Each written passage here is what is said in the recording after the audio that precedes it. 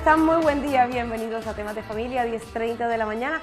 Momento de recibirlos en este espacio hoy miércoles de consulta, con un tema que de pronto muchos tememos de escuchar, muchos padres y madres, muchas personas que queremos formar una familia, y es el tema de las malformaciones en nuestros niños. Cuando tomamos la decisión de tener un bebé, ese de pronto es uno de los temores más grandes que se nos pasa por la cabeza.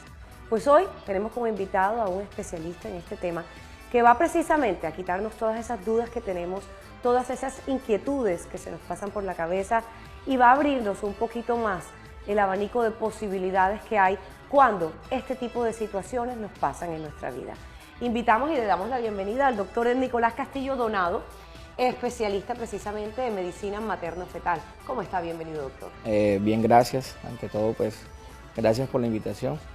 Y bueno, colaborarte para que la audiencia, pues, que está dirigida a este programa se pierda un poquito el miedo sobre esto que es embarazarse y las preocupaciones de cómo debe venir su bebé en un embarazo, ¿verdad? Ok, entonces comencemos por el principio. Cuando una pareja toma la decisión de tener un bebé, ¿qué es lo primero que debe hacer? Bueno, lo ideal sería iniciar controles desde antes de embarazarse. Y eso es lo que nosotros estamos promulgando y es lo que queremos dejarle hoy como conocimiento a las personas que quieran tener un embarazo. Que desde antes, eso es lo que se llama una cita preconcepcional, que tome esa costumbre de que voy a tener un bebé, voy a planificar ese embarazo, me voy a acercar a un profesional y entonces empiezo a hacerme los estudios desde antes de quedar embarazada. ¿Eso ayuda en algún momento a prevenir o a minimizar este tipo de malformaciones de las cuales vamos a hablar hoy? Sí, porque nosotros podemos calcular el riesgo que pueda tener esa persona de traer una alteración en su bebé o de complicaciones que ella puede tener en su embarazo. Entonces empezamos a tomar las medidas correspondientes, ya sean higienodietéticas o ya sean farmacológicas, ¿no? Medicamentos, o simplemente mejorar la costumbre de vida de las personas para que mejoren esos riesgos o disminuyan esos riesgos durante el embarazo. Ok, después de este proceso ya se hicieron los estudios, los análisis, decidieron y efectivamente quedaron embarazados. Ya hace su prueba de embarazo, ya está positiva. Entonces lo primero que debe hacer es una ecografía para corroborar ese embarazo y que ese embarazo esté intrauterino y que tenga un bienestar embrionario en ese momento. ¿Qué debemos hacer después? Viene lo más importante. Hoy en día nosotros estamos haciendo este control muy exhaustivo y comienza entre las 11 semanas y las 13 semanas. Temprano. Sí, anteriormente se le hacía énfasis, era el último trimestre, sí. Era el momento del parto, cómo viene, cómo pues. Resulta de que hoy en día nos hemos dado cuenta que podemos prevenir tantas cosas, podemos disminuir esa morbimortalidad materna, pero tomando los correctivos desde el inicio del embarazo. Eso es lo que es la ecografía de tercer nivel para descartar cromosomopatías, malformaciones, predecir si la madre va a tener hipertensión durante el embarazo, predecir si el bebé va a tener un desarrollo adecuado en cuanto a su peso. Y tomar medidas preventivas. Exacto. Ese es el concepto más claro que debemos tener. Esto es prevención, porque muchas personas creen que nosotros lo hacemos es para diagnosticar como tal, y no es así. Es para prevenir lo que pueda suceder. Entonces nosotros te estamos haciendo un cálculo de riesgo. ¿Qué riesgo puedes tener tú de enfermar como embarazada que estás o una alteración que puede traer el bebé? Y entonces tomar los correctivos del caso. Y estos datos que ustedes como especialistas recogen de todos estos exámenes y análisis y todas las pruebas que realizan a la madre y al feto, ¿qué porcentaje de positivismo tienen o de error? A ver, cuando nosotros hablamos de cálculo de riesgo, eso no es diagnóstico definitivo. Puede haber un margen de error. Exactamente. Yo diría que margen de error entre comillas, sino de interpretación del riesgo como tal. Porque de acuerdo a lo que presente la madre, así va a ser ese cálculo de riesgo. No es lo mismo que yo tenga un cálculo de riesgo bajo en una madre de 40 años que tú quedas con la duda de que si esos 40 años van a influenciarle más adelante en algo que pueda sucederle tanto a la madre como al bebé. Entonces puedes tomar unas decisiones que, si lo vemos desde el punto de vista de los resultados del cálculo de riesgo, parecerían no adecuadas como tal, pero por lo menos hacer un estudio genético con un cálculo de riesgo bajo no está de más en una mujer que va de 40 años o más, ¿verdad? Que hay que ¿Cómo afecta a la mamá y al papá esta clase de diagnósticos? Cuando ya saben y tienen la certeza, han realizado los estudios y deciden decirle a la mamá y al papá, hombre, su hijo viene con X o Y malformación o algún inconveniente y este es el procedimiento a hacer. ¿Cuál es ese momento, cómo es? Porque es que también hay que tener muy en cuenta la parte psicológica y cómo se puede manifestar en el resto del embarazo. Bueno, eso es una de las partes de lo que es lo integral a su especialidad de nosotros. Nosotros manejamos el alto riesgo, manejamos este tipo de diagnóstico, pero también tenemos entrenamiento en asesoría genética y en asesoría a la pareja con una visión prácticamente de psicólogo, porque claro, esto le va a causar a ellos un trastorno emocional.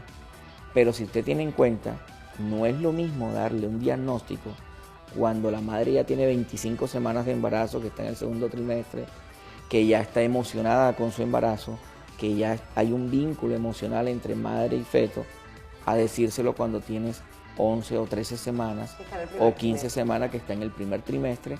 Entonces ese vínculo es menor, duele, doloroso, pero es menor el impacto que tiene a cuando tú lo haces ya tardío. ¿Qué tan frecuentes son las malformaciones y cuáles serían las más comunes? A ver, cada zona donde nosotros estemos, tenemos nuestro porcentaje, porque también van a influenciar mucho los factores ambientales. Nosotros estamos en una zona que tiene mucha influencia de impacto ambiental, ya, entonces eso varía, ese porcentaje. Pero lo más temido por una mujer, o lo que más llega a una mujer a preguntar, o por lo que más llega a consultar, es que pregunta es síndrome de Down. ¿Mi hijo tendrá síndrome de Down? ¿Qué riesgo tengo yo de tenerlo? ¿Y esa es una de las malformaciones más frecuentes como tal? Frecuente. Cromosomopatías. Okay. O sea, que venga alteración en los cromosomas. Porque no es lo mismo aquella que es estructural, que el bebé venga con un estudio genético normal, pero trae alguna estructura... Espina bífida. Exactamente, que ya eso puede ser carencial. Por ejemplo, deficiencia de ácido fólico se relaciona mucho con que nosotros tengamos espina bífida o que tengamos problemas de la columna o de meningoceles, mielomeningoceles. Y eso es atribuible a deficiencias de ácido fólico como tal. También hay otros factores que pueden ser ambientales, pero ahí es donde radica la cita preconcepcional. Si yo tengo un antecedente de eso y tengo un alto riesgo de tener un problema de espina bífida, yo puedo empezar el tratamiento con ácido fólico desde antes del embarazo y voy a minimizar el riesgo que tú vas a tener un bebé de hacer una espina bífida o un problema de columna o un problema de mielomeningoceles. Muy bien. Entonces, doctor, vamos a hacer nuestra primera pausa para comerciales. Al regreso lo invito a detallar un poco más cada una de estas malformaciones, las más frecuentes que hay, pero también de explicarle a los televidentes que hay maneras de resolverlo, hay maneras de evitarlo y que estos niños que llegan a nacer con algún tipo de malformación pueden también llegar a tener una vida normal. Ya regresamos.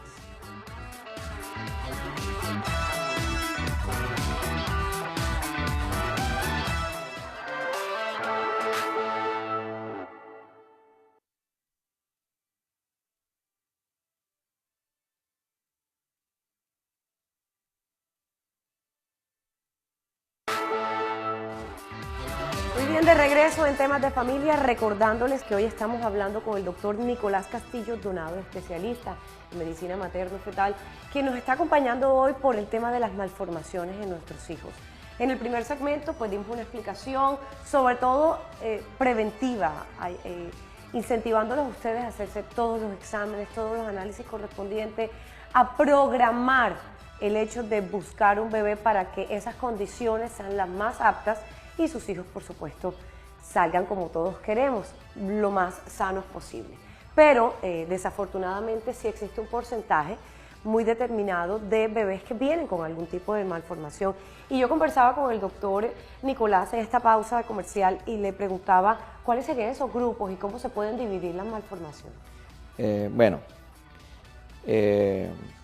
Para quedar un poquito más claro ante la audiencia, nosotros en el primer trimestre hay algunas alteraciones que no vamos a ver, como son las estructurales. Esas se van a ver más o menos en el segundo trimestre, 18, 20 semanas. Lo que nosotros hacemos en el primer trimestre es, te cuento, nosotros por ejemplo hacemos una ecografía de detalle entre las 11 y las 13 semanas, .6 días. ¿Qué hacemos ahí? Una serie de marcadores específicos para ver cromosomopatías. ¿Qué tanto riesgo tienes tú de síndrome de Down? Entonces nosotros calculamos qué riesgo tiene la persona y si es así, llevarlo a un estudio más avanzado para hacer ese diagnóstico. Este tipo de malformaciones genéticas se presentan ¿con qué frecuencia? ¿Siempre son heredadas, por así decirlo, o una pareja que en su familia o en su núcleo familiar nunca sucedió eso, puede llegar a ser que por X o Y motivo le suceda al hijo? Sí, hay factores de riesgo que te pueden llevar a eso aunque no tengas un antecedente. Por ejemplo, todos los estudios que hay hoy en día relacionan a la madre mayor de 35 años, ¿sí?, con un alto riesgo para un síndrome de Down. Eso no quiere decir que todas las mujeres mayores de 35 años van a tener una alteración. No, lo que pasa es que quien se embaraza mayor de 35 años es en menor proporción a las jóvenes. Entonces, todo ese número estadístico en los jóvenes no va a ser significativo. Va a ser significativo en los mayores de 35 años porque ese es el menor número de mujeres que se embarazan. Ese es uno de los riesgos. Ahora, si yo tengo un antecedente de un síndrome de Down, el riesgo que yo tenga en mi descendencia, un síndrome de Down, es de 3-1. Si yo tengo un antecedente de un hijo con síndrome de Down, hay altas probabilidades que el segundo hijo venga con él. Entonces ahí es donde nosotros hacemos énfasis con esa ecografía de 11 a 13 semanas, en donde nosotros hacemos esos detalles y calculamos cuánto es ese riesgo. ¿Qué pasa cuando sale positivo este resultado? Cuando el riesgo es elevado, el paso a seguir, ¿cuál es? Hacer lo que nosotros llamamos una amniocentesis diagnóstica. Pasamos un catéter especial, intraútero, sacamos el líquido amniótico del bebé y lo enviamos a un estudio a Bogotá, nos presta los servicios del doctor Yunis y hacemos el estudio de cromosomas. Y más o menos en 15 días tenemos el resultado. Eso si estamos ya cerca de las 15 semanas. Pero nosotros si tenemos 11 semanas, que es lo más temprano, podemos hacer algo que se llama biopsia de vellosidades coriales. Tomamos una biopsia de donde es el sitio donde se va a formar la placenta y lo mandamos a ese estudio. Y nos está dando un diagnóstico temprano. No solo el síndrome de Down, que sería la trisomía 21. Hay trisomía 18, 11, dependiendo del cromosoma 13. ¿Qué? El 13 es el síndrome de Patot, el 18 es el síndrome de Edwards. Depende del cromosoma que esté alterado. Y entonces así se toman las medidas pertinentes. ¿Y cuáles serían esas medidas pertinentes cuando ya recibimos después de los 15 días el resultado y sale positivo? Bueno, dependiendo de la cromosomopatía, ¿no? Porque la trisomía 21, que es el síndrome de Down, es compatible con la vida. Claro. De hecho, nosotros lo vemos y hay muchos... Y son absolutamente hermosos. Exactamente. Y incluso la capacidad de comprensión de ellos y de desarrollarse como persona es excelente. Increíble, sí. Es increíble, uno queda sorprendido con todo lo que uno ve. Pero ya hay otros cromosomopatías que son incompatibles con la vida. O sea, que el bebé va a nacer y va a fallecer. Entonces es mejor eliminar ese vínculo, que no sea tan tardío para evitar toda esa Por eso lo ideal y lo indicado sería entre la semana 11 y la semana 15, que todavía están dentro del primer trimestre y no ha avanzado tanto el embarazo. Exactamente. Eso es lo que se está poniendo a tono la ley. La ley te dice, yo te respaldo siempre y cuando tengas los diagnósticos hechos y que compruebe efectivamente de que tiene una alteración y que no va a ser compatible con la vida. Entonces él dice, bueno, yo jurídicamente te respaldo para que puedas hacer una resolución obstétrica de tu embarazo, bajo las condiciones normales, un acompañamiento también emocional, Claro que psicológico, para que no haya no deje un efecto adverso en la pareja y no se desanime a tener un siguiente hijo. Claro. Necesariamente el bebé que viene o que vendría si toman la decisión de volver a quedar embarazados, ¿puede venir con ese inconveniente también? Depende el inconveniente que lo tenga. Hay unos que están más marcados que otros y que se pueden heredar. Ahí es donde viene también la asesoría genética, por eso es el diagnóstico. Ahí es donde yo te voy a decir, exactamente, ahí es donde te voy a decir yo, mira, ustedes como pareja no pueden tener bebés porque ustedes tienen algo que todos sus hijos lo van a tener.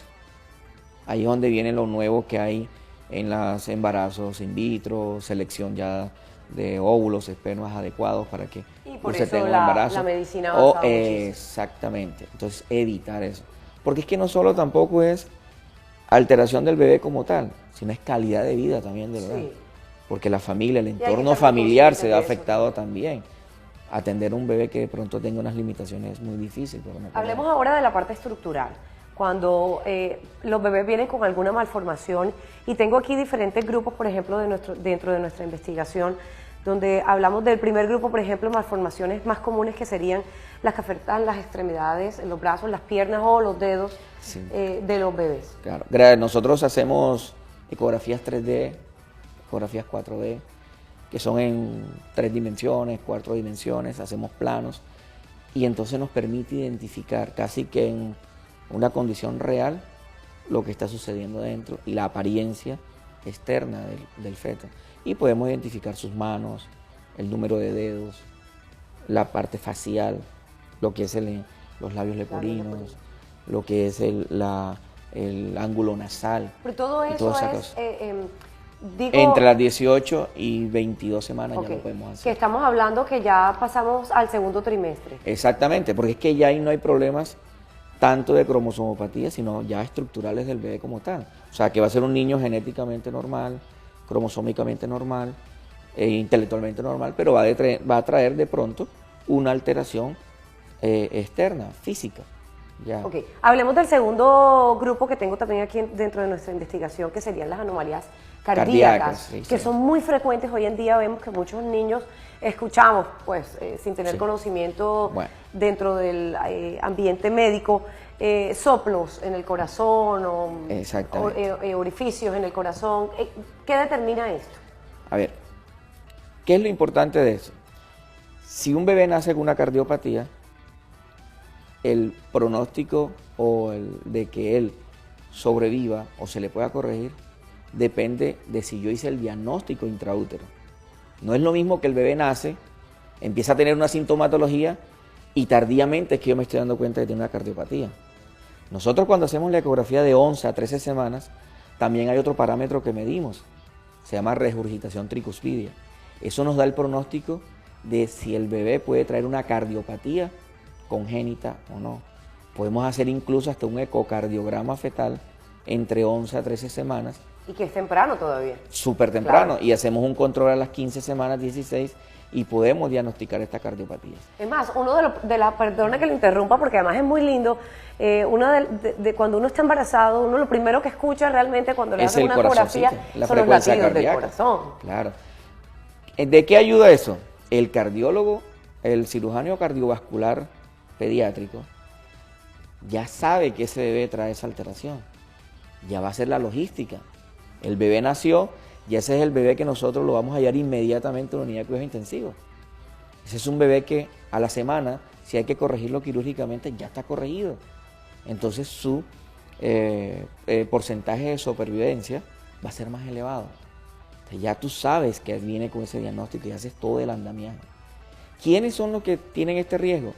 Si yo tengo en la familia, le interrogo a la pareja y tienen familiares con cardiopatías, o ellas son hipertensas, o vienen ellas con cardiopatías, ese es el bebé que nosotros más énfasis le vamos a hacer en la ecografía para calcular el riesgo de que si su bebé tiene o no una cardiopatía. Sí, lo que pasa es que una cromosomopatía que es común, que es el síndrome de Down, se acompañan de cardiopatías. Ok, van muy ligadas. Exactamente. No necesariamente, pero van ligados también. Exactamente, entonces un bebé que tenga una cardiopatía hay que descartarle que no tenga una trisomía 21, que es el síndrome de Down, o todo síndrome de Down que venga una trisomía, hay que hacerle un detalle del corazón porque se acompañan de mucha... Exactamente. Muy bien, vamos a hacer una siguiente pausa para comerciales, regresamos en unos minuticos porque falta algún grupo del cual tenemos que hablar todavía, es precisamente de ese que conversamos hace un rato también, que es espina bífida, ¿no? Regresamos en unos minutos.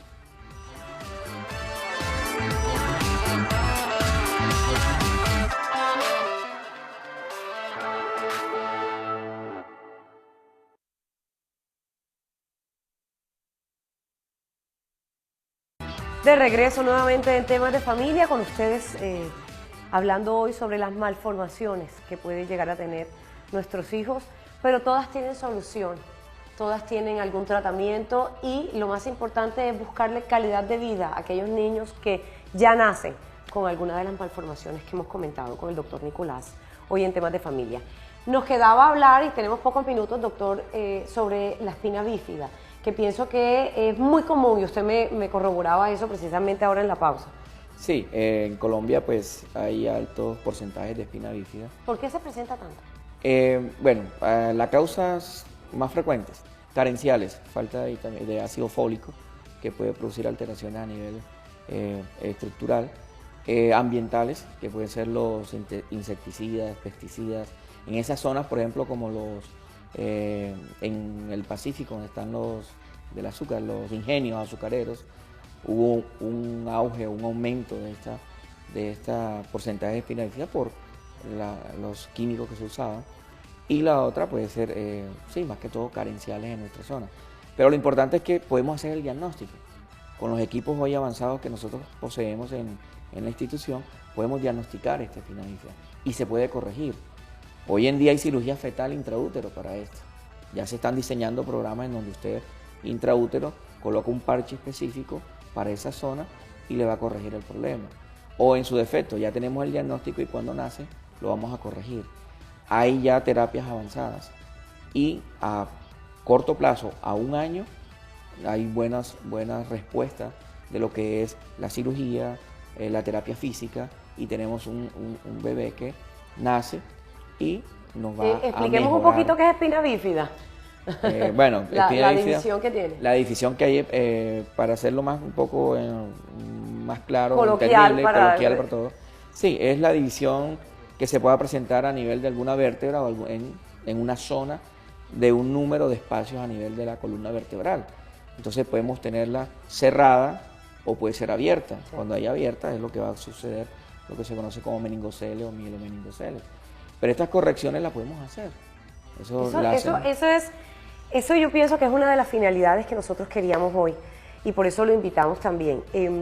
Decirle a los televidentes, y lo invito que en este minutico que nos queda se comunique con ellos y les diga que hay solución, que hay maneras, que hay tratamientos, que hay posibilidades, que están hoy en día todas las herramientas a la mano precisamente para mejorar la calidad de vida de todos estos niños que por cualquier motivo vienen con malformación. Bueno, primero decirle que para mejorar esa calidad de vida tenemos que hacer programación de nuestros embarazos. La cita preconcepcional, asesorarse, hacerse sus estudios para poder... Y exámenes determinados. Exactamente, exámenes determinados para buscar después un embarazo adecuado. Que durante el embarazo, entre más temprano vayamos al control, muchísimo mejor. Cuando hagamos los exámenes, entre más temprano, vamos a tener un pronóstico y un mejor tratamiento o un mejor control para llevar a un excelente desembarazo, ¿verdad? Para que tenga un excelente bebé. Que si de pronto su bebé tiene alguna alteración, hay muchas formas de nosotros diagnosticarla y corregirla y ofrecerle una mejor calidad de vida a ese recién nacido que trae alguna alteración. No ofuscarse, hay muchas soluciones hoy en día que no conocemos y que la vamos a divulgar. No ofuscarse, me gusta eso. Sí, sí. No ofuscarse, hay muchas posibilidades, muchas maneras de resolverlo. Doctor Nicolás, muchas gracias, por estar con nosotros nuevamente en temas de familia. Un placer como siempre. A ustedes también mil gracias por acompañarnos, por estar con nosotros. Mañana 10:30 de la mañana los esperamos nuevamente, jueves de manualidades. Enseguida ya viene el show de Ley Martin, que ya está listo en el estudio de Telecaribe para su programa. Y sigan con toda la programación de nuestro canal regional. Feliz día. Chao.